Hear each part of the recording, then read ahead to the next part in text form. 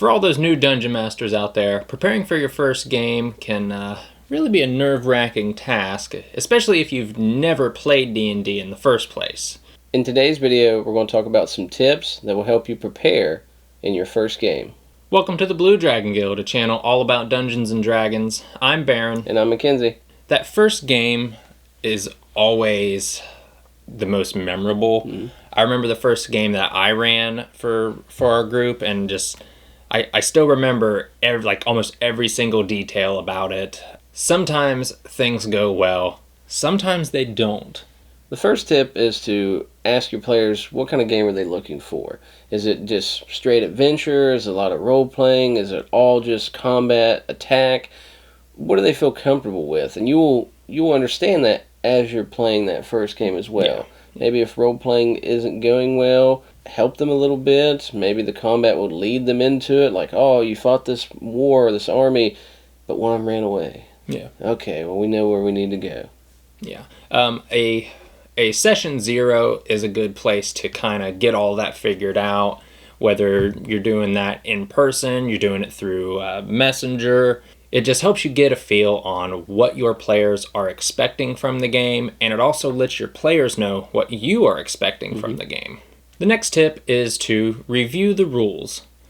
I will say never stop reading the rules, because we've been playing 5th edition for 6, almost 7 years now, and there's still stuff that we mess up. You'll always find something that you overlook or that you've been doing wrong, and that's okay. You take that and you learn from that. And always remember, you don't have to know every single rule.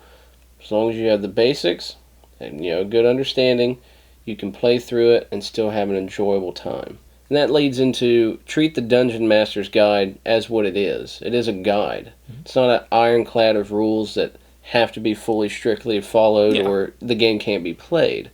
That's not necessarily the case. Yeah, be flexible. There may be a situation arise that you decide in the moment, okay, I like the way this character's going. We can bend the rules and go from there. Being flexible like that will really help benefit your stories, and it'll really help the players to enjoy the game that much more. The next tip, have a list of some plot hooks, a little bit of a basic outline, something that can hook your players. You don't have to have a novel written of every single thing that you want to happen.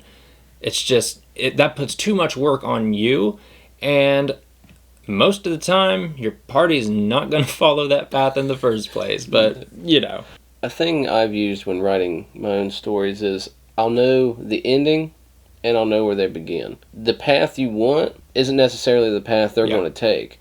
The path you never thought of may be the path that ends up happening that your players are enjoying. If you get to that end of this is the main bad guy, or maybe this is the main reason they're doing it, it may happen. That ending to you may end up being a middle part of the story and something else comes along later. Yeah, the path your players take is something that you can't necessarily prep for. It's something that's gonna happen in the moment, and just roll with it. All of you will enjoy it that much more. Like Mackenzie said, if you have your end goal, you'll get there eventually. It just may not be in the way you thought would happen. This next tip is something that I struggle with a lot, not just in game, also just as a person, is making up names, remembering names, having, the NPC, have a list of those ready that you will use somewhere. There's been many a times we ran into one person. Main example, playing Waterdeep, where we ran into the Tiefling. Should not have been a main part, didn't know we were going to bring him into the tavern, just happened. Yeah. And we had to remember him. The DM at the time had to use him a lot. Character became a big point. Didn't know that was going to happen. Yeah. If you forget the character's name and they bring up later, hey, what happened to this guy? And you just made up a name on the spot, it may not be memorable, but it's something as a player that ended up meaning a lot to them. Yeah. Having that list, it'll cement them in your memory. That way, later on, you can go, okay, Zariel, the Tiefling, he was a beggar. The party took him in and made him one of their own, gave him a job, and then he betrayed. Oh, sorry. Yeah. And that's just more the tie-in of that's a story you probably didn't have written. Yep. but the players gave you that avenue. And the next tip I have, prepare your encounters ahead of time. You don't need to have 20 or 30 different encounters set up. Prepare about 4 to 5 and expect to only use at least 3. The pace that your players go at might not be the pace that you expected things to go. So, good news, you have some stuff prepared for the next game. And that doesn't necessarily mean an encounter is always a fight. Yep. Could just be you have to meet this character to expand the story. Maybe you have to go into this building, or this tavern, to see what is going on.